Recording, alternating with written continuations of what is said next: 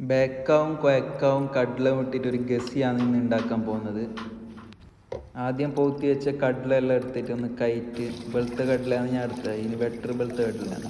അങ്ങനെ അതിനെല്ലാം കയറ്റി കുക്കറിലിട്ടിട്ട് ഉപ്പും വെള്ളവും കൂട്ടിയിട്ട് കുക്കറിലിട്ടിട്ട് വേവിപ്പിക്കണം, വിസിലടുപ്പിച്ചിട്ട്. ഇനി ഇതിന് വേണ്ടിയിട്ട് കുഴക്ക എടുത്തിട്ടുണ്ട്, കുഴക്കാനെല്ലാം മുറിച്ചിട്ട് കീട്ടാക്കിയിട്ട് ഇങ്ങനെ വെക്കാം, നല്ല കുഴക്കാന്ന്.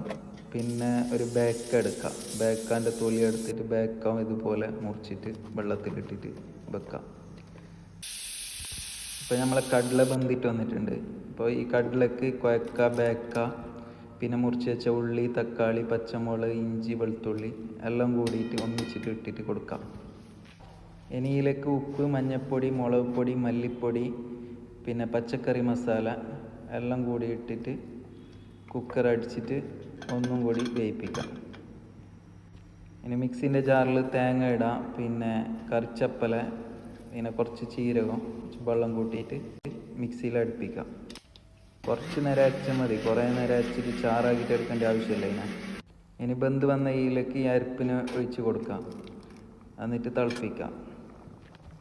ഒന്നും കൂടി ഉപ്പെല്ലാം സെറ്റാക്കിയിട്ട് പാല തിളപ്പിച്ചിട്ട് എടുക്കാം. ഇനിയിലേക്ക് കലം പോരാൻ കടുക് പൊട്ടുമ്പോൾ ഉണക്കമുളക്, ഉലുവ, ജീരകമെല്ലാം ഇട്ടിട്ട് പിന്നെ കറിച്ചപ്പലും കൂടി ഇട്ടിട്ട് കലം പോരിയിട്ട് ഇതിലേക്ക് ഒഴിച്ച് കൊടുക്കാം. കുറച്ച് മല്ലിച്ചപ്പും പേറി കൊടുക്കാം. ഇപ്പം നമ്മളെ ബേക്ക, കുഴക്ക, കടല ഇട്ടിട്ടുള്ള ഗസി കറി റെഡി ആയിട്ടുണ്ട്. പിന്നെ ഒരു പ്ലേറ്റിൽ ഇട്ടിട്ട് തിന്നുന്ന പരിപാടിയാണ്. ദോശ ഉണ്ടായി, ദോശയും കൂട്ടിയിട്ട് കുഴച്ചിട്ട് ഇങ്ങനെ തിന്നാൻ എന്തോ ഒരു വാങ്ങിനെ, നല്ല ടേസ്റ്റ് ഉണ്ട്. വീഡിയോ ഇഷ്ടമെങ്കിൽ ലൈക്ക് ചെയ്യുക, സബ്സ്ക്രൈബ് ചെയ്യുക.